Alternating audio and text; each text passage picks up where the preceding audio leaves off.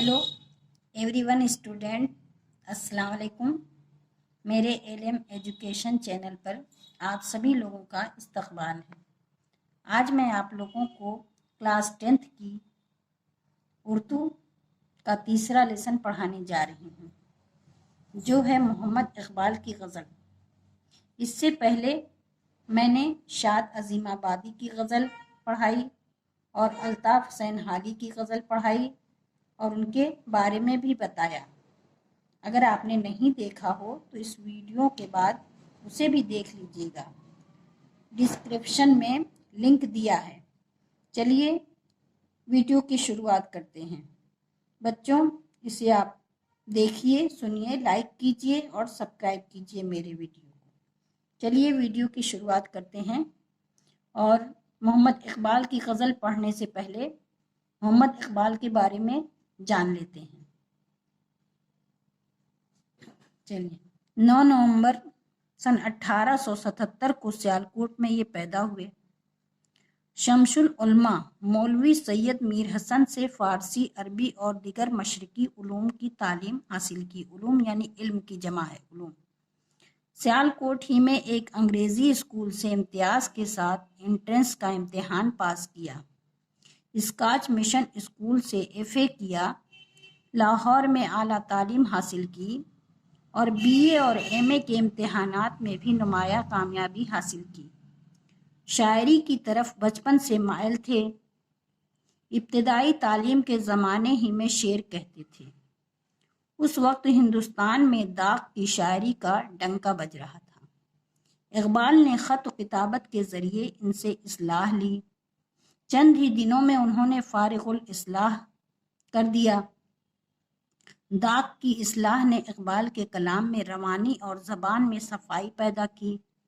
लाहौर ही में आला तालीम के दौरान प्रोफेसर आर्नल्ड से इल्म फ़लसफ़ा की तालीम हासिल की। जब प्रोफेसर आर्नल्ड इंग्लैंड चले गए तो उन्होंने इसरार पर इकबाल ने 1905 में यूरोप का सफ़र किया, यानी उन्हीं के इसरार पर यूरोप का सफ़र किया उन्होंने। फ़लसफ़ा में महारत हासिल हुई और फ़ारसी अदब का मुताला भी जारी रखा। इसके बाद जर्मनी चले गए, जहाँ म्यूख यूनिवर्सिटी से ईरानी फ़लसफ़ा पर डॉक्टरेट की डिग्री हासिल की।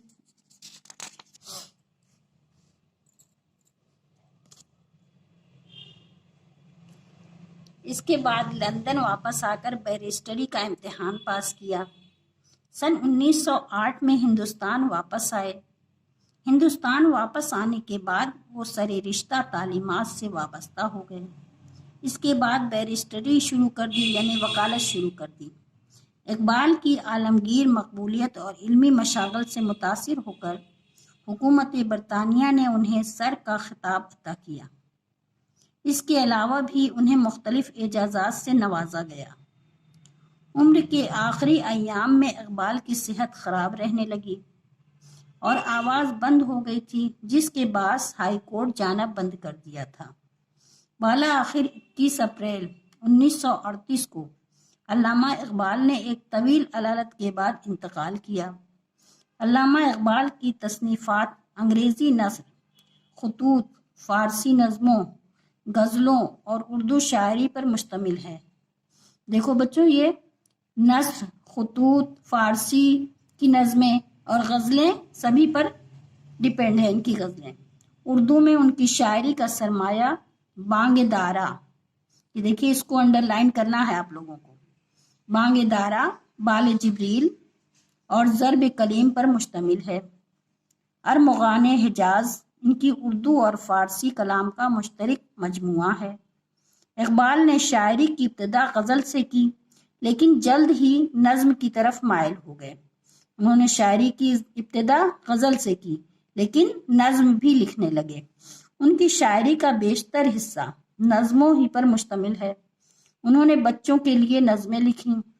बच्चों की नज़मों में है उनका कौमी तराना और बच्चे की दुआ, खुसूसियत से मकबूल हुई। उनकी शायरी के मुताले से पता चलता है कि शुरू से आखिर तक उनकी शायरी बराबर तरक्की करती रही। اور اس میں وسعت اور گہرائی پیدا ہو گئی۔ اقبال نے اردو شاعری میں مختلف جہات سے اضافہ کیا۔ انہوں نے زبان کو جس فنکارانہ انداز سے برتا، اس سے اردو شاعری میں نئے خیالات کے اظہار کی مختلف راہیں کھلی۔ نئی تشبیہات، استعارات اور تراکیب نے جگہ پائی۔ اس طرح اردو زبان میں نئے تخلیقی امکانات پیدا ہوئے۔ منظر نگاری اور محاکات میں اقبال اپنے قلم سے وہی کام لیتے ہیں جو ایک مصور اپنے منہ قلم سے لیتا ہے۔ کہیں کہیں ثقیل الفاظ بھی استعمال کرتے ہیں، لیکن وہ کلام کے ترنم اور جوش بیان کے باعث طبیعت پر گرا نہیں گزرتے۔ فارسی اور عربی کے الفاظ کا بے تکلف استعمال ان کی شاعری کا خاص وصف ہے، لیکن وہ اس سے کلام میں زور پیدا کرنے کا کام لیتے ہیں۔ اقبال نے اپنی شاعری کو اپنے خاص پیام اور تعلیمات کا ذریعہ بنایا تھا۔ ان کی تمام تر فکر میں حرکت و عمل کا فلسفہ کار فرما ہے، جس کو انہوں نے فلسفہ خودی کے نام سے پیش کیا ہے۔ اقبال کو قومی اور مذہبی مسائل سے خاص دلچسپی رہی ہے۔ مادیت اور مغربیت سے اجتناب کے خیالات بھی ان کے یہاں کار فرما ہیں۔ اقبال بلند ہستی، بلند ہمتی، خودی، خودداری، سربلندی اور دل و نظر کی وسعت کی تعلیم دیتے ہیں، اور ان اوصاف کو انسانیت کی بقا کے لیے لازمی سمجھتے ہیں۔ بچوں، یہ غور سے اگر آپ لوگ سن لیں گے تو آپ لوگ کو رٹنے کی ضرورت نہیں پڑے گی سوانح حیات لکھنے کے لیے۔ آپ لوگ اس لیے غور سے سنیے۔ اب چلیے غزل کی شروعات کرتے ہیں۔ بچوں، غزل کا مطلب لکھنے سے پہلے سیاق و سباق لکھا جاتا ہے۔ ہم نے پہلی ویڈیو میں بتایا ہے، سیاق و سباق وہی رہتا ہے، صرف اس میں اگر غزل ہے تو غزل لکھ دیجئے، نظم ہے تو نظم لکھ دیجئے، اور باقی کا شاعر کا نام اگر الگ ہے تو الگ لکھ دیجئے۔ اس میں شاعر کیا کہتا ہے وہ بتانا پڑتا ہے۔ ہم نے پہلی ویڈیو میں بتایا ہے، آج پھر میں بتا دیتی ہوں اسی ویڈیو میں کہ دیکھیے سیاق و سباق لکھا جاتا ہے۔ یہ غزل کا ٹکڑا ہماری پڑھی ہوئی کتاب، اردو کی نئی کتاب، یعنی ہماری کتاب کا نام یہ ہے۔ اگر کسی کی کتاب کا نام اور ہو تو وہ اپنی ڈال سکتا ہے۔ کتاب کے سبق محمد اقبال سے لیا گیا ہے۔ اس پوری غزل میں کائنات کی وسعت اور اس کی انسانی شخصیت کو اتنی خوبصورتی سے پیش کیا گیا ہے کہ غزل فلسفیانہ شاعری کا بہترین نمونہ بن گئی ہے۔ اس میں شاعر کہتا ہے کہ صرف یہی زندگی سے ختم نہیں ہے، بلکہ مرنے کے بعد بھی انسان کا امتحان شروع ہوگا۔ اور بچوں، اس میں کچھ الفاظ مانے ہیں، دیکھیے گا۔ تہی من خالی، عالم رنگو من دنیا، عالم رنگ و بو یعنی دنیا، نشیمن ٹھکانہ، روز و شب دن رات۔ غزل ہے، ستاروں سے آگے جہاں اور بھی ہے، ابھی عشق کے امتحان اور بھی ہے۔ اس میں شاعر کہتا ہے کہ اس بات کا یقین انسان کو رکھنا چاہیے کہ مرنے کے بعد بھی زندگی ہے، اس کا سلسلہ کبھی ختم نہیں ہوگا۔ صرف دنیاوی زندگی نہیں ہے، اس کے بعد مرنے کے بعد بھی انسان کا امتحان ہوگا۔ تہی زندگی سے نہیں یہ فضائیں، یہاں سینکڑوں کارواں اور بھی ہیں۔ تہی زندگی یعنی یہی زندگی جو ملی ہے انسان کی زندگی، اسی سے یہ ہنسی خوشیاں اور فضائیں ختم نہیں ہیں۔ یہاں سینکڑوں کارواں اور بھی، مطلب سینکڑوں کارواں اور بھی ہیں، یعنی یہ کارواں جو زندگی کا انسان ہے وہ آتا ہے اور جاتا ہے۔ انسان یہ کبھی ختم نہیں ہوتا، انسان ایک طرف سے جاتا ہے اور دوسری طرف سے آتا ہے دنیا میں۔ یہ دنیا اتنی جلدی ختم ہونے والی نہیں ہے۔ قناعت نہ کر عالم رنگ و بو پر، چمن اور بھی آشیاں اور بھی ہے۔ شاعر کہہ رہا ہے، اے انسان، اسی جو عالم رنگ و بو یعنی اس دنیا پر قناعت نہ کر، اپنے آپ کو صبر اسی پر نہ کر کہ مطلب یہی دنیا یہیں سے ختم ہو جائے گا تو سب کچھ ختم ہو جائے گا، یہ نہیں ہے۔ چمن اور بھی ہے، آشیاں اور بھی ہے، تیرے آگے مرنے کے بعد اور بھی چمن یعنی اور بھی ٹھکانے ملیں گے، اور بھی آشیاں ملے گا۔ اگر کھو گیا ایک نشیمن تو کیا غم ہے، اگر کھو گیا ایک نشیمن تو کیا غم ہے، مقامات آہو فغاں اور بھی ہے۔ مطلب اگر ایک نشیمن، ایک ٹھکانہ، ایک گھر تمہارا کھو گیا تو اس کو غم و فکر کر رہے ہو، اس کو اتنا زیادہ نہ کرو، کیونکہ تمہیں آہیں بھرنے کے لیے اور بھی صبر کرنے کے لیے اور بھی دن اور بھی جگہ ہے جو مرنے کے بعد تمہیں دکھائی دے گی۔ تو شاہین ہے پرواز ہے کام تیرا، تیرے سامنے آشیاں اور بھی ہیں۔ شاعر کہہ رہا ہے تو شاہین ہے۔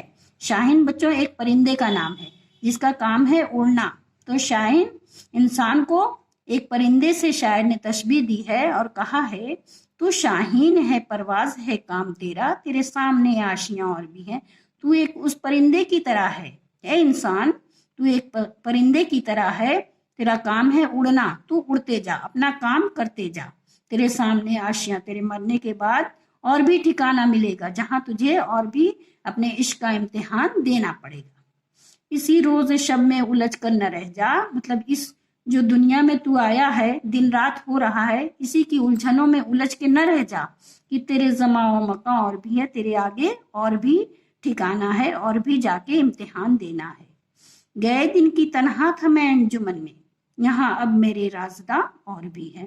شاعر کہہ رہا ہے وہ دن گئے جب میں دنیا میں بھری محفل میں اکیلا رہتا تھا، لیکن اب مرنے کے بعد میرے جیسے بہت ہی لوگ یہاں پر ہیں جو مجھے اکیلا پن محسوس ہونے نہیں دیتے۔ میں ایک دوسرے کو دیکھ کر صبر کرتا ہوں اور میرے جیسے بہت ہیں۔ بچوں یہ غزل اقبال کی ختم ہوئی۔